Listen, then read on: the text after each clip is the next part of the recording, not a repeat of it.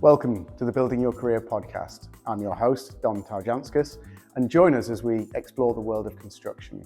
Each episode, we welcome a guest that shares career highlights and career advice, and hopefully inspires the next generation of construction professionals. Welcome to another edition of the Building Your Career podcast. Today, I'm joined by Gareth Davies, the Commercial Director of the Skills Centre, who I'm very excited to have on the pod. Does a lot of work and exactly the kind of guest that we're looking to get on here. So Gareth, if you could tell me a little bit more about your current job role, and in particular, if you could just kind of break down and tell us exactly what it is that the Skills Centre does. Yeah, of course. So my current job role is the Commercial Director for the Skills Centre Group. And we specialise in new entrants into the construction industry. We also support upskilling programmes, apprenticeships, and engagements with schools, colleges, and really supporting people in the construction industry and helping people stay on site, stay safe and compliant with the right qualifications. And my job's to basically, wherever they are in the country, helping them achieve them certifications and CSCS cards, CPCS cards, and helping them stay safe on site and providing them qualifications they need. Brilliant.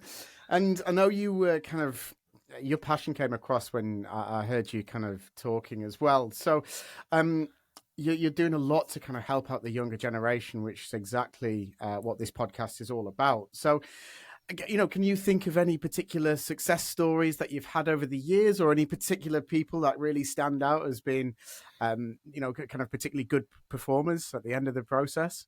Do you know what? There's loads. I think it takes me back when I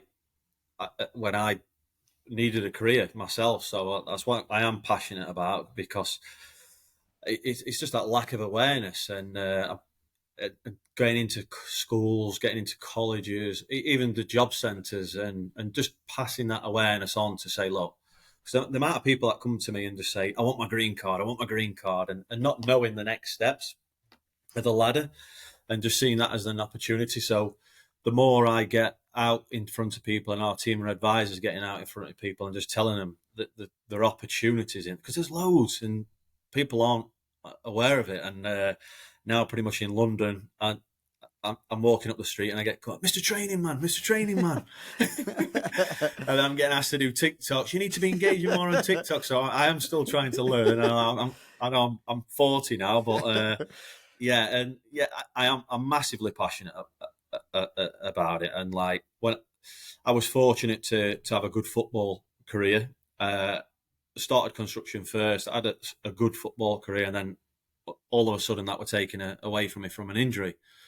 And then I just didn't know what I wanted to do, Dom. I really didn't. And I ended up suffering from anxiety from it, which I take tablets for, and I manage that now. And it was just pressures a lot, not knowing where I wanted to go after that. It really were. So now the more I can get out in front of these people and seeing them now, when they finish the 4-week course or whatever training course we've managed to put them on, and seeing them with that certificate, and when the morale's low at the minute, things might not be going their way in life or for whatever personal reason they've got, and just seeing them, and then my skill set is as well as pulling the employers in and helping them bridge that gap across to an employer, and just telling them, look, you don't need massive skills, you don't need all these academic qualifications. Most employers are just looking for commitment and hard work, and getting that across to them.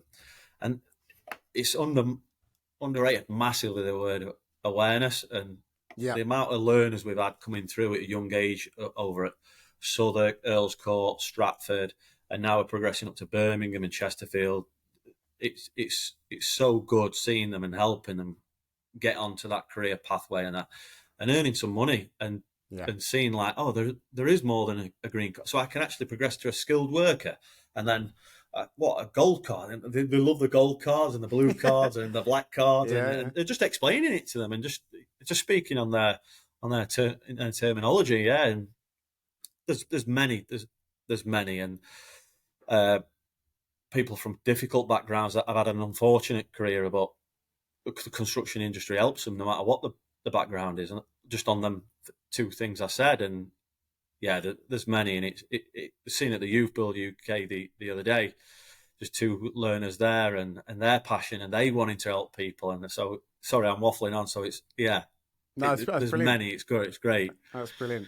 And we had Kai as a guest speaker, who was at Youth Build UK. He's been on the podcast as well, telling his stories. So, yeah, it was a really good evening. But I mean, you kind of, just to expand on what you said there, in terms of the green card, the blue card, could you just kind of break it down for our listeners, how that kind of works? And obviously everyone chasing one certain particular thing when really there's a few different steps. So could you just kind of break it down in real simple terms for our listeners? Yeah, so basically, a green card is your first step into it. So your labourer's card, which now we on our 4-week program, we do it over a certain amount of days, to give them the education and the basic principles of induction on site, the safety on site, the roles and responsibilities. Or if they're a bit more advanced than that, they can do a 1-day health and safety awareness course. And then they do the touchscreen test, which is multiple choice questions at probably the local Pearson Centre. And then after that, they've got the green card. Mm-hmm. And then it's just getting that work experience on site after that. And then advising the learners that there's apprenticeship schemes available. You can go and learn with a construction company and learn your trade by that way. And just getting that month's experience, a year's experience under your belt as a skilled worker. And progress to a blue card then. So if you're a roofer or a tiler and you've got that competency that you can evidence for that MVQ, you get your MVQ then, and then you can apply for your blue card. And then obviously later down the line, if you do start managing a group of people or a gang, and you can progress to your supervisory roles. As I say to a lot of these, the younger generation, as we say, coming in, speak to training providers, speak Mm-hmm. to the advisors. What are the qualifications I do need to do advise for me to do to progress up to that next role? There's many different courses that will teach you them roles and responsibilities and principles to progress up. Mm-hmm. And then hopefully we'll be seeing you with a black card at the end of it, and you might be managing some major project in London. So yeah. Okay, brilliant. So for you then, you touched on it kind of briefly there. Obviously you kind of had the football career and with the injury and stuff, but where did you kind of first get started with the passion in the construction industry? How did you kind of get started, and was there any particular person or was it family that kind of guided you into the industry? Yeah, it was weird, really. Mainly mates. So I got released from Sheffield United as a schoolboy for being too small and fat, as they said. I'm getting back to that now, but then yes, I can't edit that one. And then my mates basically said, look, county developments, they do a lot of footballers' houses, they do commercial properties, apartments. They're looking for labourers. Do you want a job? So I'd literally, I'd take anything at this moment in time, and I did a good 2 years labouring and progressing into brickwork and other skills as well, roofing, we did everything because it was housing developing and apartments, a lot of it. So I learnt a lot, and then fortunately Chesterfield come in for me and offered me a 2-year professional contract, and then I had a good 8 years there and non-league for a good number of years, and then unfortunately I had an hip issue, and which I had to retire. And then we had the PFA advisors, which is a professional football association, like, Gaz, what do you want to do? And I'm like, I don't know. My dream was always to be a footballer, and that's where I was headed. Mm-hmm. I don't know. And they said, what do you miss mainly about it? And I'm like, the changing room. I missed the lads. I missed the banter in the changing room. And everything. I ended up getting into a sales job doing this, doing what I'm doing now. And then, fortunate for us, we got a pot of educational money.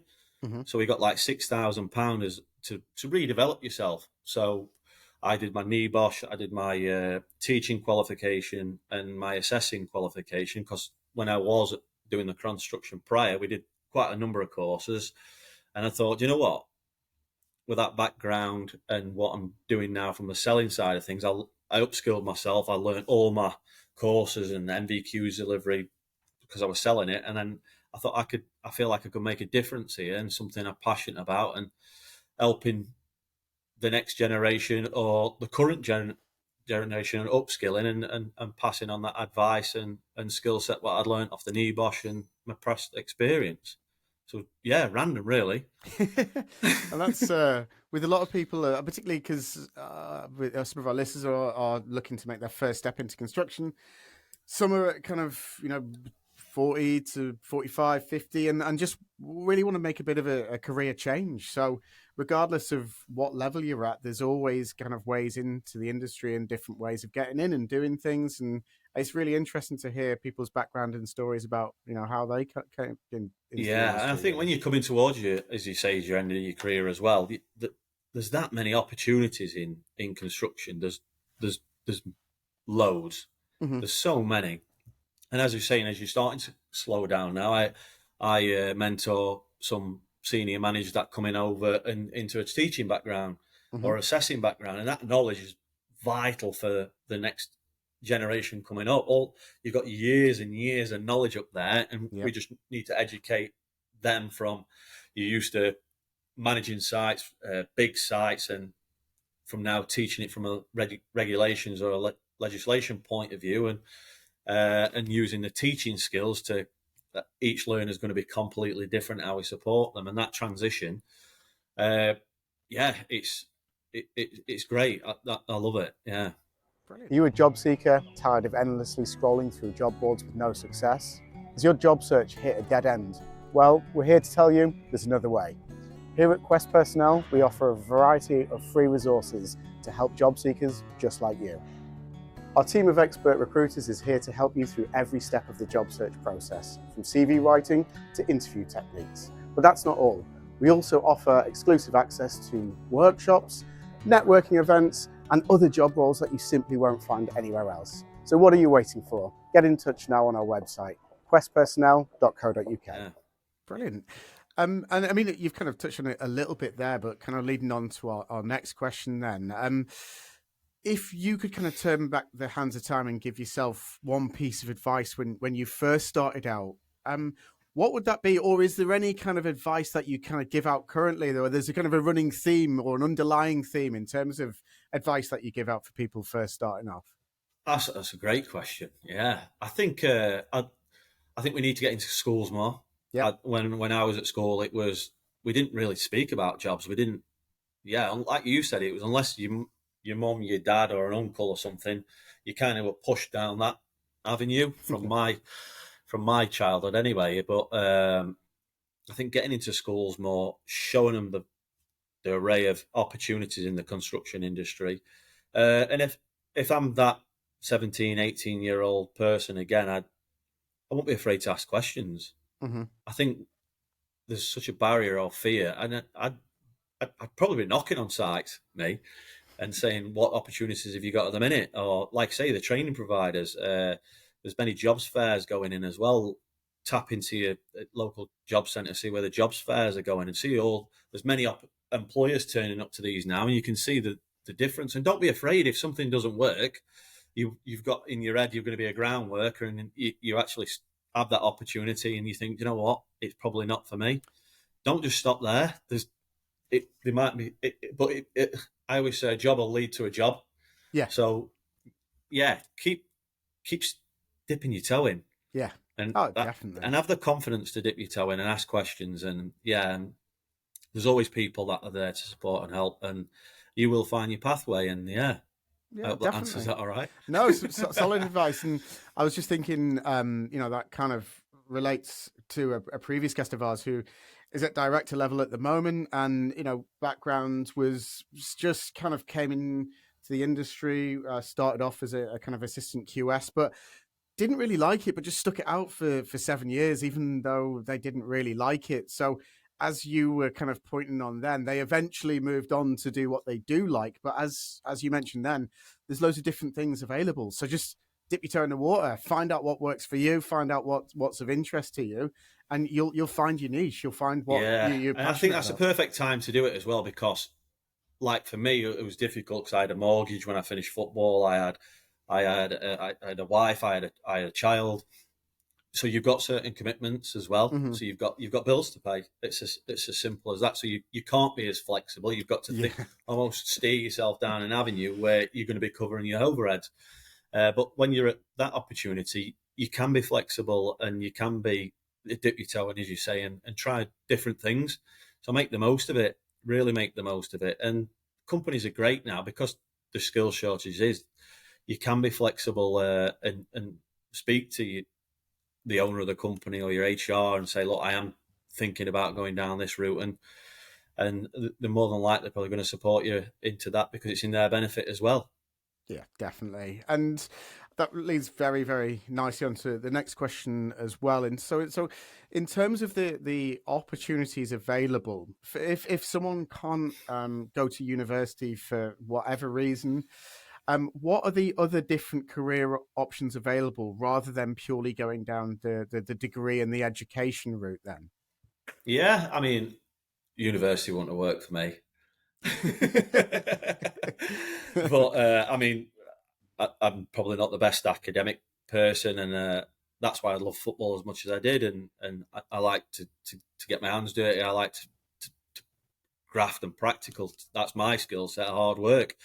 But if there isn't a degree that you fancy, then as I say, you could do the green card route, stepping in. There's many apprenticeship programs where employers are taking them. There's some fantastic opportunities, apprenticeships now, and you could mainly just speaking to local employers and see if there's an opportunity at a labouring level, getting in at labour. There's fantastic money in it now, and then discuss with them what route you'd like to go to. You think about being a ground worker, it might be steel fixing or form working, and then just look to progress that way.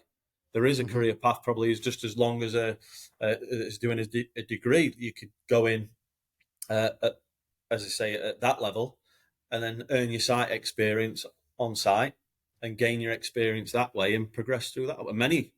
Many people have, and probably a lot of the senior management have gone through that way, and that's just as good as it. I'm not saying a degree is bad or anything, but I say it's just as good as anything because you're learning all them basic skills at every level as you're progressing up. And there's nothing better, as I say to my management team, you need to understand every level as well. If you're going to management, so you can teach or you can instruct, and you've got that experience information at that level to pass on as well. Yeah. So yeah, and just to kind of from my previous experience, I think you are completely right in terms of just getting out on site and learning as well. Because I spent 5 years at university studying architecture in Leeds, but I learned more technically being on site as a labourer in one summer than I ever did in 5 years sat in a classroom. Yeah. So you are completely right. It doesn't necessarily have to be sit down, learn. I for me personally, it was getting on site, just asking questions. How does that go fit on with that? What's that? How does that go with that? How do you get the materials delivered? It was just me being inquisitive on site, and I learned so much more than I did just sat staring at a whiteboard in the classroom. Yeah, you've got that real life experience, haven't you? And each site's completely different as well. So the more you are moving around with your employer and having that experience in different areas, different sites, different sizes of sites, you're going to be picking up fantastic industry knowledge, which is transferable. So I don't think you can beat as well just going in at that level and earning your trade by the graft. Yeah, definitely. Definitely. Hard work is key, as one of our previous guests said. But so with the CIOB producing a report recently saying we need quarter of a million more people in the UK construction industry by 2027. Obviously, there's a massive shortfall there. And it was really good to kind of hear you speak and hear that there are companies that do take it seriously, attracting people into the industry and actually there to make a difference as well. But, in your opinion, what can the industry do as a whole? And this is maybe directed to some of our more senior listeners who want to get involved but don't really know where to start. So what can the industry do as a whole to kind of attract, retain and nurture that young talent as well? Do you know what? I had a bit of an experience the other week, and I was like, I WhatsApp messaged you the other day to a colleague of mine who was like, use WhatsApp? How old are you? And I'm like, sorry. But yeah, I think it's just every day is a learning day. So start looking at these social media platforms now, like the next generation coming through. It's all TikTok, Instagram, Snapchats, and Facebook. And see, I'm still learning myself. I'm not the best on them. I'm not going to lie. But yeah, and start if that's where they are. Let's try and adapt our ways in engaging with these individuals this way, because there's fantastic people out there, and they probably were just missing the boat by not picking it up and the awareness. And I think getting into the schools, as we're saying, is key as well, and showing them some of the exciting things that. It's like I brought my daughter down to London a few weeks back, and she's like, "Daddy, you're always down here. What do you do down here?" And I'm like, "Oh, you see the sea containers over there, and like Battersea and Oxo," and I was a big part of that. And then like Google it, yeah, and it's like, actually, I were, yeah, like, wow, Dad, that's amazing. And I'm like, yeah, it is, isn't it? But that's what they like, these individuals like, and yeah. So I think we've, as I say, just getting out there more. I think we've got to. I think we're realizing that now, and try and pick them up and saying there is a career path here. It is exciting. The sites, like now, we've got basketball courts on. They've got table tennis. They've got restaurants on site. Like the environments are fantastic now for people, and there's lots of other support, and just getting it into so they can visually see it and excite them. Definitely. And just to kind of, sorry, to expand on the final question, going off on a little bit of a tangent here, but I know some of the kind of more trainees and juniors that we've had on before, there was a lot of kind of myths and a lot of things that they thought the construction was, and it simply wasn't true or wasn't the case. And we're just trying to bust a few of those myths. So is there any kind of myths that come up time and time again that people come to you and go, "Oh, I thought it was going to be like this, and it's been the complete opposite of what I thought"? Yeah, and we've got to be bluntly about it. There is a myth. I think, especially past it's coming up to the Midlands, and you do expect you've got this vision of your granddad, your uncle.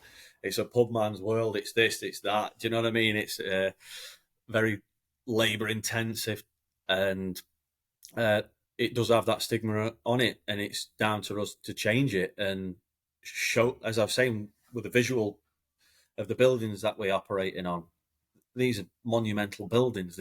The history, they're fantastic, and showing that you could be a part of that, and looking down like they're going, "Oh, I want to be an influencer, I want to be this," and you can make just as much money in construction. Some of the opportunities you can get now from even at a labourer's level to skilled level, the money's fantastic. It's as good as any career, pretty much. And why not be a part of that?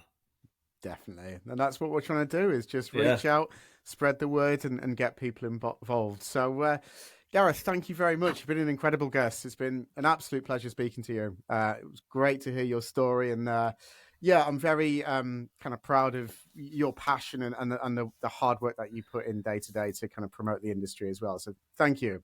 No, I appreciate you having me on. It's it's an honour. Thank you. Brilliant. All right. Take care. I'll see you later. You too. Bye-bye. Building Your Career podcast. We hope you enjoyed hearing from our guest and learning about the different career paths available. Don't forget to like, comment and subscribe so we can reach even more listeners. And if anyone wants any free CV advice or simply wants to know the options available to them, don't hesitate to get in touch.